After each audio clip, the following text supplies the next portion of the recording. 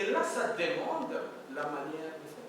Ça demande la mentalité. C'est pour ça que je vous ai dit que nous avons l'héritage qui nous a laissé une mauvaise manière de faire. Si nous sommes ce que nous sommes le produit de ce que nous connaissons. Tu ne peux pas aller au-delà de ce que tu connais, malheureusement. Malheureusement. On ne peut pas aller au-delà de ce que nous connaissons. Donc nous faisons ce que nous connaissons.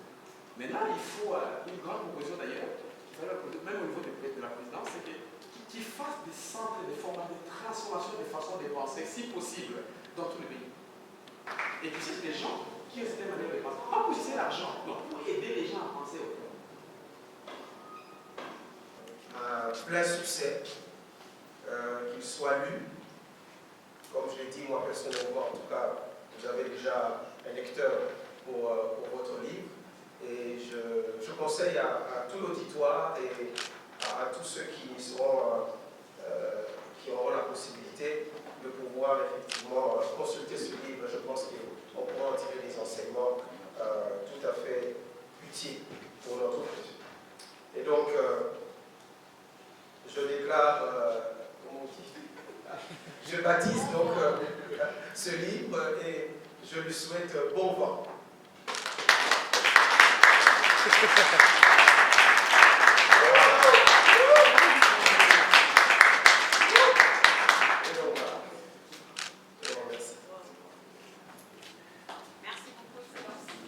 Alors, un mot à tous les Congolais qui aimeraient bien les découvrir.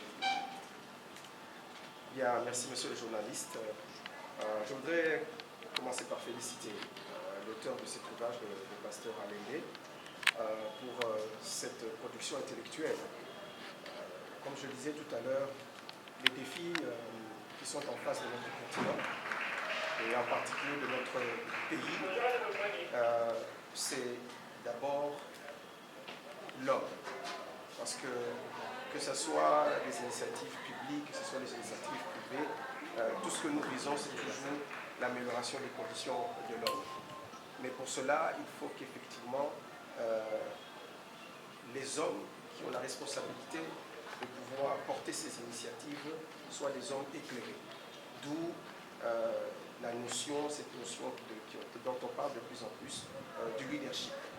Et pour s'être penché sur cette problématique, moi je tiens vraiment à féliciter le pasteur et je pense que nous pourrons tirer des enseignements utiles pour l'homme dans toutes ses dimensions, que ce soit l'homme politique, l'homme politique, homme d'État, homme de loi, homme religieux.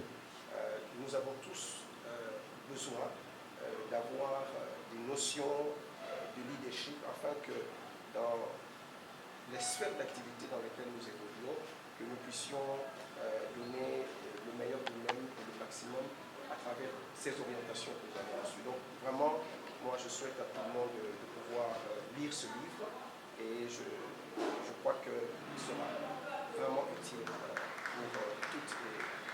Alors, vous avez acheté un livre qui a vu son jour aujourd'hui. Un mot à tous ceux qui aimeraient aussi le découvrir. Nous avons participé au vernissage du livre Leadership inclusif transformationnel. C'est un livre très intéressant, plus spécialement aux jeunes, parce que l'Afrique, comme on a dit, l'Afrique a une crise de leadership.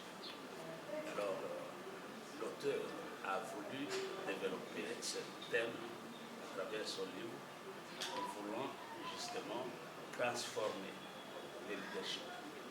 Il faut qu'il y ait inclusivité, il faut la transformation du leadership, mais aussi il interpelle les jeunes et tout homme est prêté à la cohésion, c'est-à-dire à la vie du partage, au partenariat, entrepreneuriat, surtout pour les jeunes qui ont encore de la force, et même pour les vieux qui peuvent donner des leçons de par leur âge aux jeunes qui veulent un peu booster la vie sociale.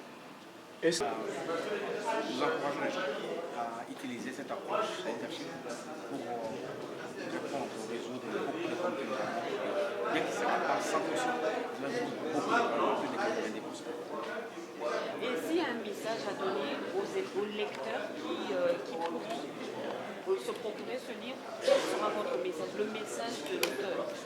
Le message pour moi, c'est que changeons la manière de essayer de voir le pays changer.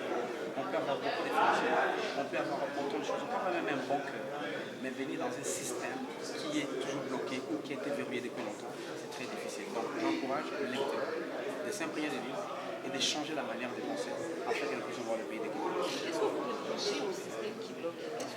C'est quoi le déclic? Non, franchement, je ne reproche peut-être rien, seulement j'interpelle. J'interpelle dans le sens de dire que nous avons hérité. Vous savez, des fois il est difficile d'aller au-delà de ce que tu connais. On a hérité. Tout ce que nous voyons, on a rencontré. Et c'est difficile de changer. Maintenant, il faut que les gens qui ont vu autre chose, qui ont expérimenté autre chose, de nous proposer, afin que nous puissions être ouverts, prendre et avancer avec. En tout cas, je ne reproche vraiment rien. J'interpelle pour voir que le pays puisse aller encore à l'autre.